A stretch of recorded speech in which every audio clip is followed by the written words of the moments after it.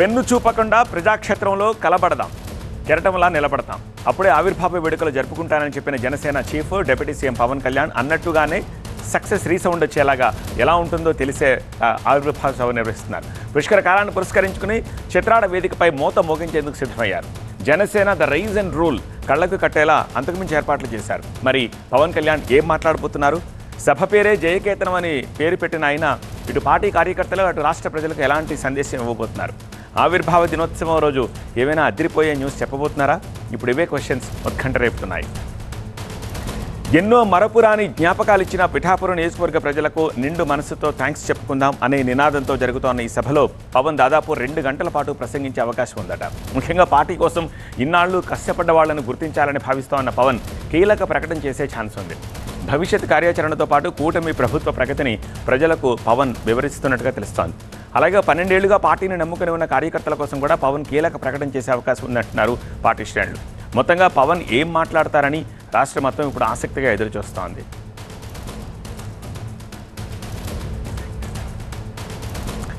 చిత్రాడ సభా ప్రాంగణం నుంచి మరింత సమాచారం అందించేందుకు మా ప్రతినిధి సత్య సిద్ధంగా ఉన్నారు. సత్య, పిఠాపురం చిత్రాడలో ఏదైతే జనసేన ఆవిర్భావ దినోత్సవానికి సంబంధించి అట్టహాసంగా ప్రారంభమైంది.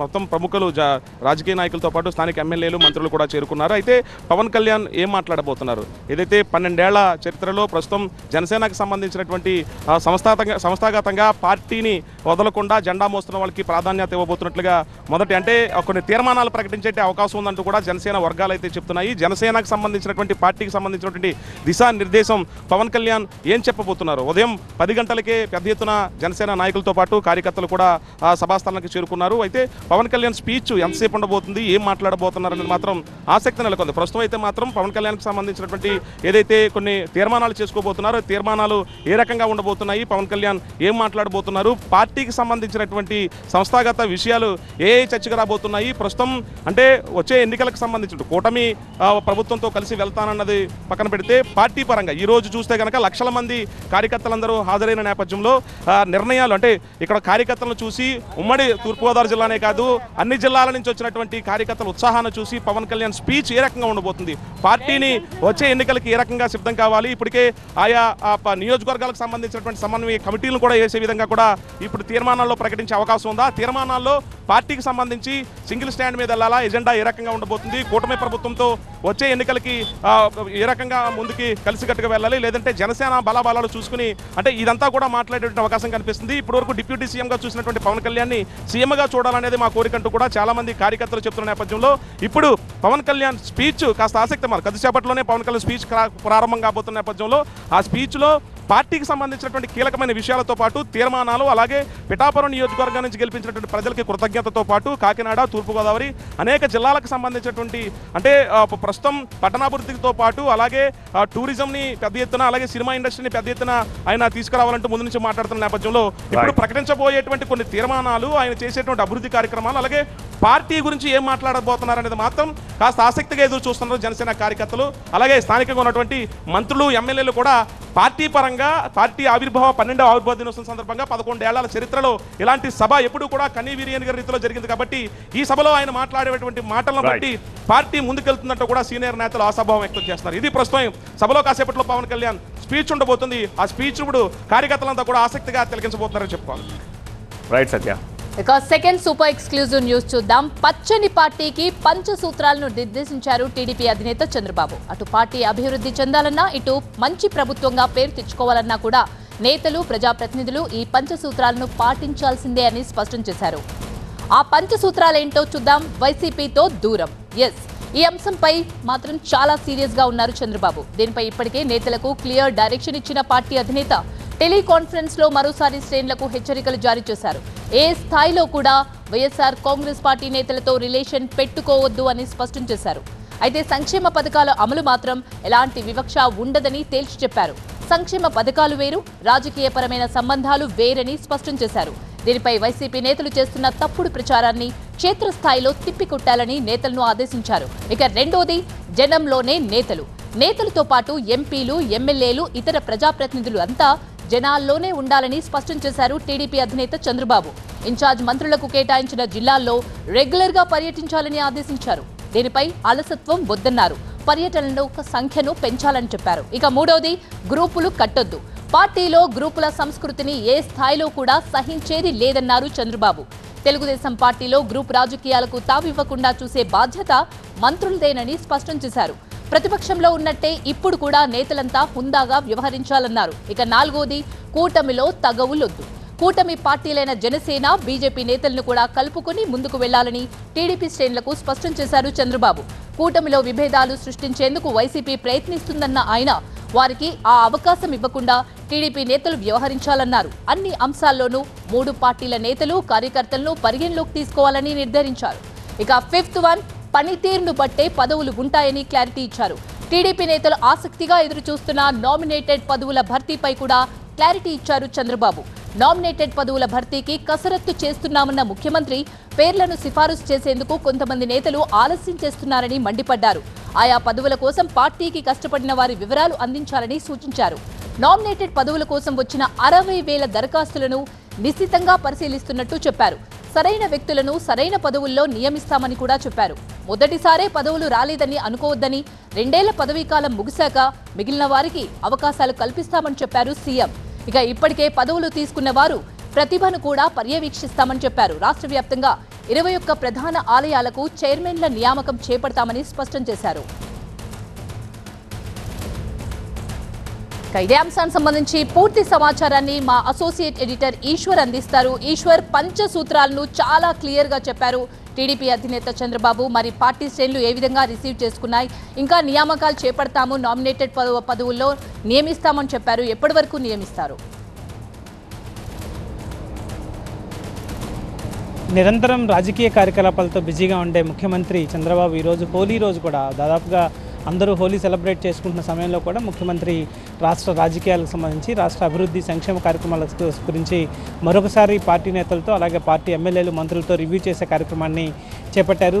ఇటీవల కాలంలో రాష్ట్ర రాజకీయాల్లో చోటు చేసుకుంటున్న మార్పులు, సాధారణంగా ఎప్పటికప్పుడు సీజన్ పాలిటీషియన్గా ఎప్పటికప్పుడు రాష్ట్రంలో జరుగుతున్న మార్పులని గమనిస్తూ దానికి సంబంధించి ఆ మేరకు పార్టీ శ్రేణుల్ని సమాయత్తం చేస్తూ ముందుకు తీసుకెళ్లే ముఖ్యమంత్రి ఈరోజు కూడా అట్లాంటి కార్యక్రమాన్నే తీసుకున్నారని చెప్పుకోవచ్చు. ఇటీవల కాలంలో ప్రతిపక్షంలో చోటు చేసుకుంటున్న మార్పులు కావచ్చు, ప్రతిపక్షం నుంచి బయటకు వస్తున్న అనేక మంది కీలకమైన పార్టీ నేతలు మళ్ళీ తిరిగి ఆ పార్టీ అధినేతని, పార్టీని విమర్శిస్తున్న తీరు కావచ్చు, లేకపోతే అధికార కూటమిలో చోటు చేసుకున్న మార్పులు, జనసేన నుంచి ఎమ్మెల్సీగా నాగబాబు ఎన్నిక కావచ్చు, లేకపోతే బీజేపీ నుంచి సోము వీర్రాజు లాంటి వాళ్ళు రావడం కావచ్చు, ఇట్లాంటి ఈ సంఘటనల నేపథ్యంలో మరొకసారి పార్టీ శ్రేణులతో ఆయన పూర్తి స్థాయిలో ఈరోజు ముఖ్య నాయకత్వంతో పార్టీలో ఉన్న ఎమ్మెల్యేలు, అలాగే ఎంపీలు, మంత్రులు, ఇన్ఛార్జీలతో చాలా కీలకమైన టెలికాన్ఫరెన్స్ని ఈరోజు నిర్వహించారు. అందులో చాలా కీలకమైన అంశాలను ఆయన టచ్ చేశారు. ప్రధానంగా పార్టీ బలోపేతం కావాల్సిన అవసరం ఎప్పుడూ ఉంటుంది, దాన్ని విపేక్షించడానికి వీల్లేదు. నిరంతరం ఆ కార్యక్రమం జరుగుతూ ముందుకు వెళ్లాల్సిన నేపథ్యం ఉంటుంది. దానికి సంబంధించి మనం అనేక జాగ్రత్తలు తీసుకోవాల్సి ఉంటుంది. అధికారంలో ఉన్నప్పుడు ఇంకా ఎక్కువ బాధ్యతగా వ్యవహరించాల్సి ఉంటుంది. ప్రతిపక్షంలో ఉన్నప్పుడు కంటే ప్రస్తుతం జరుగుతున్న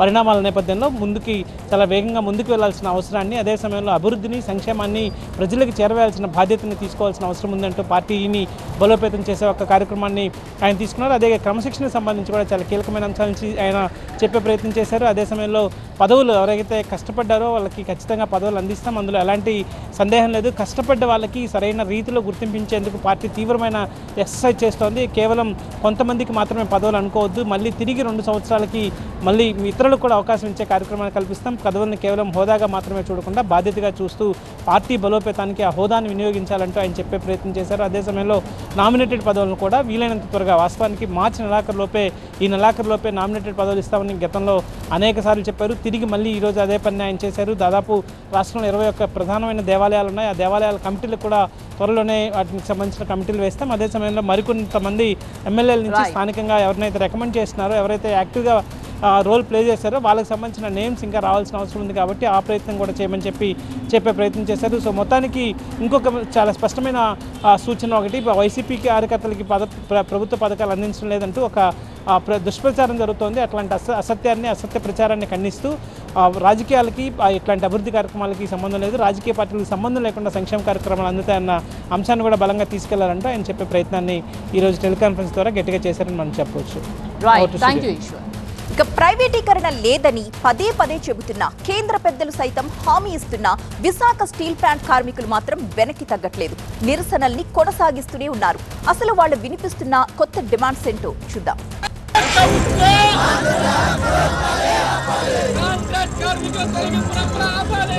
వైజాగ్ స్టీల్ ప్లాంట్ ప్రైవేటీకరణకు వ్యతిరేకంగా రాష్ట్ర వ్యాప్తంగా ఆందోళనలకు దిగారు కార్మికులు. ఉక్కు పరిరక్షణ పోరాట కమిటీ ఆధ్వర్యంలో పెద్ద ఎత్తున ర్యాలీ, మానవహారం నిర్వహించారు.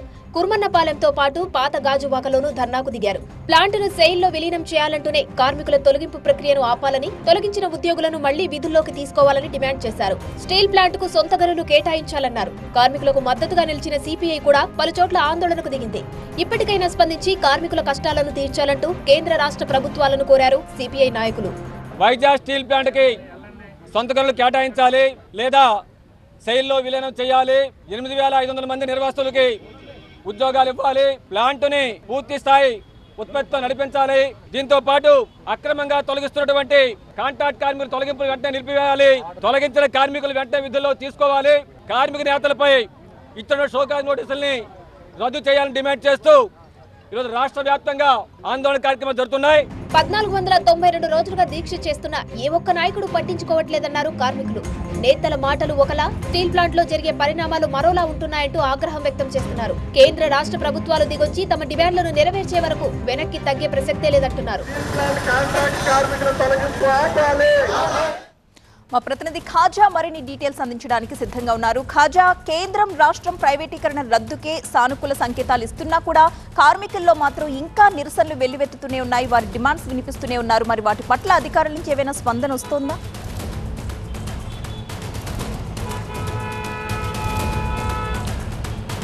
ఖచ్చితంగా స్టీల్ ప్లాంట్ను పరిరక్షిస్తామని కేంద్ర రాష్ట్ర ప్రభుత్వాలు చెబుతున్నప్పటికీ అయితే స్థానికంగా ఉన్న పరిణామాలు మాత్రం ఇక్కడ ఉద్యోగులు కార్మికుల్లో తీవ్ర ఆందోళన గురిచేస్తున్నాయి. ఇందులో భాగంగానే ఒక 4 డిమాండ్లతో ఈరోజు రాష్ట్ర వ్యాప్త నిరసనలకు పిలుపునిచ్చారు. రాష్ట్ర జేఏసీ పిలుపుతో రాష్ట్రంలోని ప్రధాన మండల కేంద్రాలతో పాటు జిల్లా కేంద్రాల్లో కూడా చాలా చోట్ల నిరసన ప్రదర్శనలు కొనసాగాయి. విశాఖలోని కుర్మన్నపాలెం దీక్షా శిబిరంలో ఉక్కు పరిరక్షణ పోరాట కమిటీ ఆధ్వర్యంలో నిరసన ప్రదర్శన చేశారు. దీంతోపాటు విశాఖ నగరంలో జీవీఎంసీ గాంధీ విగ్రహం దగ్గర కూడా గత 3.5 ఏళ్లుగా ఇక్కడ కూడా దీక్షా శిబిరం కొనసాగుతుంది. ఇక్కడ నుంచి దాదాపుగా ఒక 500 మీటర్ల వరకు కాంప్లెక్స్ మీదుగా గురజాడ విగ్రహం వరకు భారీ ర్యాలీ నిర్వహించారు. అఖిలపక్ష ప్రజా సంఘాల జేఏసీ ఆధ్వర్యంలో అక్కడ మానవహారం చేసి తమ గళాన్ని గట్టిగా వినిపించారు. ప్రధానంగా అక్కడ ప్రభుత్వాలు చెబుతున్న మాటలకి ఇక్కడ స్థానికంగా యాజమాన్యం చేస్తున్న తీరుకు పొందన లేకుండా ఉంది. ఉద్యోగుల కార్మిక సంఘాలపై కక్ష కట్టినట్టుగా వ్యవహరిస్తున్నారని ఆ ధోరణి అవలంబిస్తున్నారని ఈ కార్మిక సంఘాలు తీవ్ర ఆందోళన వ్యక్తం చేస్తున్నాయి. ఎందుకంటే గత 2021 జనవరిలో పెట్టుబడుల వ్యూహాత్మక పెట్టుబడుల ఉపసంహరణ చేస్తామని కేంద్రం ప్రకటించిన తర్వాత అప్పటి నుంచి కూడా విశాఖ కేంద్రంగా దశల వారీగా ఆందోళన చేస్తూ ఉన్నారు. కుర్మన్నపాలెం జంక్షన్లో దాదాపుగా 1492 రోజులుగా దీక్షలు కొనసాగుతున్నాయి. అయినప్పటికీ గత కొన్ని రోజులుగా తాజాగా కేంద్రంలో బీజేపీ ఎన్డీఏ సర్కార్ అధికారంలోకి వచ్చిన తర్వాత కుమారస్వామి స్వయంగా స్టీల్ ప్లాంట్ విజిట్ చేసిన తర్వాత కాస్త భరోసా కల్పించే ప్రయత్నం చేశారు. ఆ తర్వాత తాజాగా 11,440 కోట్ల ఆర్థిక ప్యాకేజీ కూడా కేంద్రం ప్రకటించింది. అయితే ఈ ఆర్థిక ప్యాకేజీ కేవలం బ్యాంకు అప్పులు తీర్చడానికి తప్ప కార్మికులు ఉద్యోగుల ప్రయోజనాలకు అలాగే ప్రాణ ప్రయోజనాలకు లేదన్నది ఇక్కడ కార్మిక సంఘాల మాట. అనుకున్నట్టుగానే ఇక్కడ కూడా ప్రతికూల పరిస్థితులు కనిపిస్తున్నాయి. అయితే ప్రధానంగా ఇక్కడ ఆ వీఆర్ఎస్ పేరుతో ఉద్యోగులని తరలించే ప్రయత్నంతో పాటు కాంట్రాక్ట్ కార్మికులను కూడా తొలగించే ప్రయత్నం జరుగుతుందని ఇదంతా కూడా తీవ్ర ఆరోపణ చేస్తున్నారు. ఇందులో భాగంగానే దాదాపుగా ఈ వారం రోజుల కాలంలో దాదాపుగా 1200 మంది కాంట్రాక్ట్ కార్మికులను వాళ్ళ టెండర్లో కాలం ముగిసింది కాంట్రాక్టర్ల అన్న నెపంతో వాళ్ళకి గేట్ పాసులు కూడా నిలిపేశారు. దీంతోపాటు 1200 మంది వీఆర్ఎస్ పేరుతో వాళ్ళని కూడా తరలించే ప్రయత్నం చేస్తున్నారని తీవ్ర ఆందోళన వ్యక్తం చేస్తున్నారు. అయితే ఒకవైపు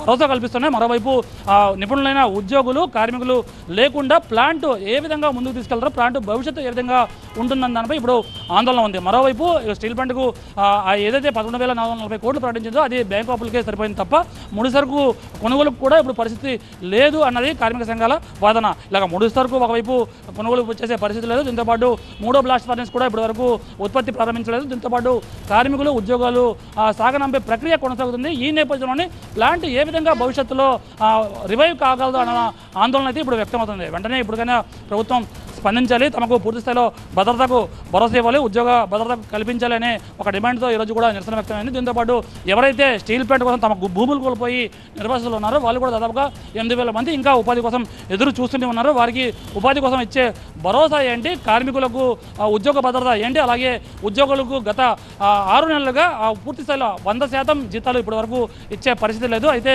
ఈ జీతాలు ఇవ్వకుండా కార్మికులు తొలగించుకుంటూ పోతూ ఉత్పత్తి పూర్తి స్థాయిలో ప్రారంభించకుండా ఎలా రివైవ్ కాగలదు స్టీల్ ప్లాంట్ అన్నది ఈ కార్మిక సంఘాల మాట. ఎప్పటికైనా కేంద్ర రాష్ట్ర ప్రభుత్వాలు స్పందించాలి. వెంటనే స్టీల్ ప్లాంట్కు సొంత గనులు కేటాయించడం ద్వారా పూర్తిస్థాయి ఉత్పత్తి సాధించడం ద్వారా పూర్తిస్థాయిలో లాభాలు బాటకు తీసుకొచ్చి పూర్తి సమస్యకు సానుకూల పరిష్కారం జరుగుతుందనే ఒక వాదన ఉంది. దీంతోపాటు సెయిల్లో విలీనం చేయాలి, కార్మికులకు భద్రతకు భరోసా కల్పించాలి. దీంతోపాటు ఏదైతే ప్యాకేజీ ప్రకటించారో 11,440 కోట్లు వాటిని కార్మికుల ప్రయోజనాలు అలాగే స్టీల్ ప్లాంట్ ప్రయోజనాలకు ఉపయోగించాలని డిమాండ్ వ్యక్తం అవుతోంది. Right, thank you Khaja.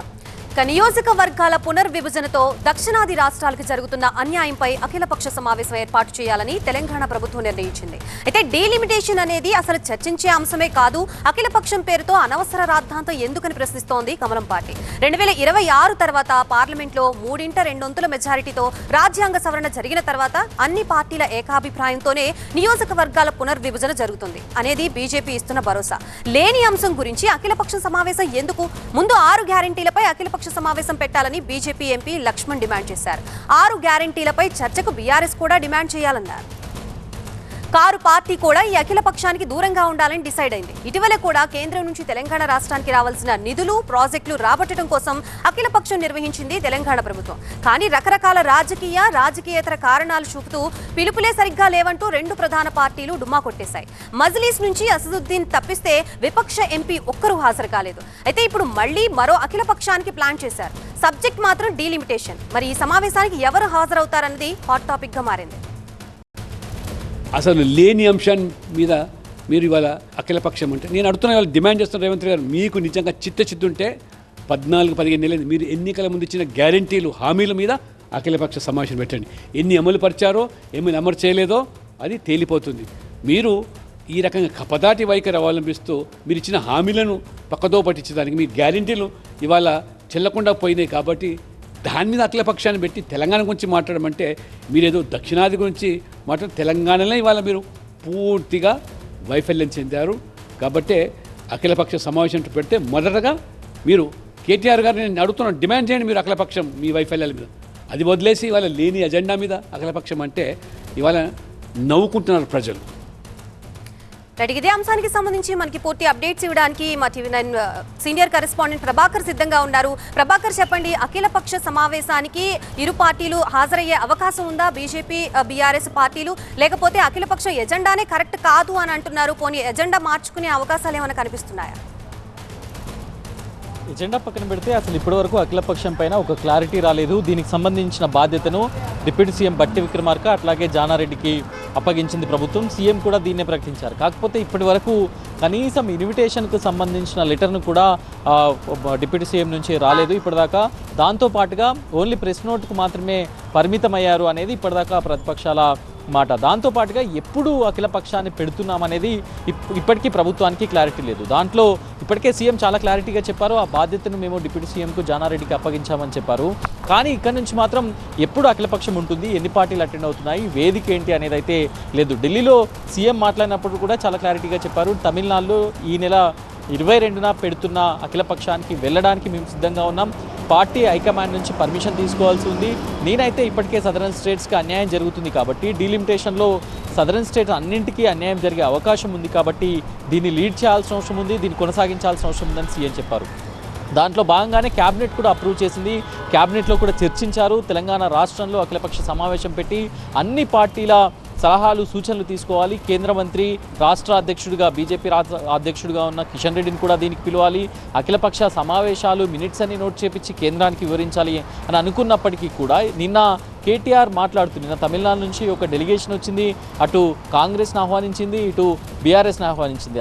ఆ సందర్భంలోనే కేటీఆర్ మాట్లాడుతూ కూడా ఇప్పటిదాకా గవర్నమెంట్ నుంచి ప్రాపర్ ఇన్విటేషన్ లేదు, ప్రాపర్ డీటెయిల్స్ లేవు, ఏ రకంగా వెళ్తాము అని ప్రశ్నించారు. సో ఇప్పటికి కూడా క్లారిటీ లేకపోవడంతో అటు బీజేపీ కూడా అంటుంది సదరన్ స్టేట్స్ అసలు డీలిమిటేషన్ అనే అంశం ఇప్పుడు ప్రస్తావన లేదు, ఇప్పుడు దాని గురించిన ప్రస్తావన లేదు. అయినా ఎందుకు కాంగ్రెస్ పార్టీ ఉలిక్కి పడుతుంది? ఇప్పుడు దీన్ని తీసుకురావాల్సిన అవసరం ఏముంది? ఇది కేవలం రాజకీయ ప్రయోజనాల కోసం మాత్రమే కాంగ్రెస్ వాడుకుంటుంది అనేది బీజేపీ వర్షన్. సో మొత్తానికైతే అఖిలపక్షానికి సంబంధించి తెలంగాణ రాష్ట్ర ప్రభుత్వం తీసుకున్న నిర్ణయం పట్ల ఎలాంటి క్లారిటీ లేదు. ఎప్పుడు పెడతారు, ఏ డేట్న పెడతారు, ఎక్కడ పెడతారు అనే దానిపైన పూర్తి స్థాయిలో క్లారిటీ మిస్ అయిందని చెప్పాలి. తిరుమలలో తెలంగాణ నేతల సిఫార్సు లేఖలు చెల్లడం లేదా? స్వయంగా సీఎం ఆదేశించిన పరిస్థితి ఎందుకు మారలేదు? తెలంగాణ నేతలు ఏమంటున్నారు? టీటీడీ, ఏపీ ప్రభుత్వ వర్షన్ ఎలా ఉంది?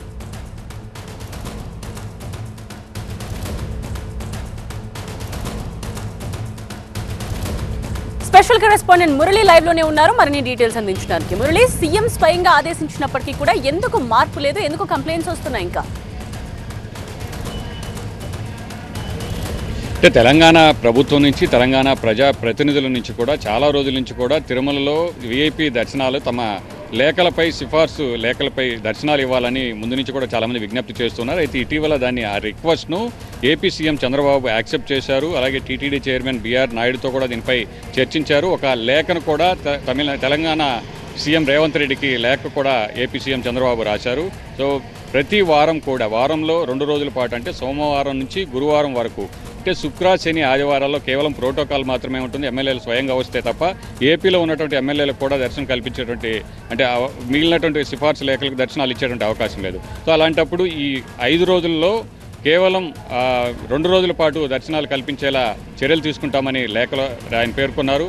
ఆ తర్వాత అందరూ కూడా తెలంగాణలో ఉన్నటువంటి రాజకీయ పార్టీలు, ప్రజాప్రతినిధులు అందరూ కూడా హర్షం వ్యక్తం చేశారు. అయితే ఫిబ్రవరి 1 నుంచే ఇది అమలు కావాల్సి ఉంది. సో ఇవాళ దీనిపై బీజేపీ ఎంపీ రఘునందన్ రావు మాట్లాడిన తర్వాత మరొకసారి ఈ అంశం చర్చకు వచ్చింది.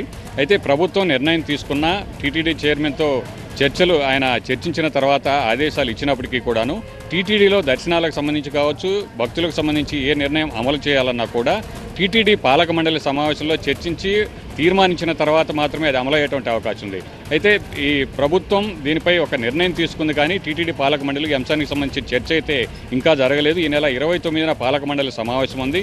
ఈ సమావేశంలో ఈ దర్శనాలకు సంబంధించి ఒక కీలకమైనటువంటి నిర్ణయం తీసుకొని తీర్మానించిన తర్వాత ఆ తర్వాత ఒక తేదీని ప్రకటిస్తారు. ఆ తేదీ నుంచి తెలంగాణకు సంబంధించినటువంటి ఎంపీలు, ఎమ్మెల్యేల లేఖలకు సంబంధించి సిఫార్సు దర్శనాలు అందించేటువంటి అవకాశం ఉంది. రైట్ మురళి, ఇది 5/5.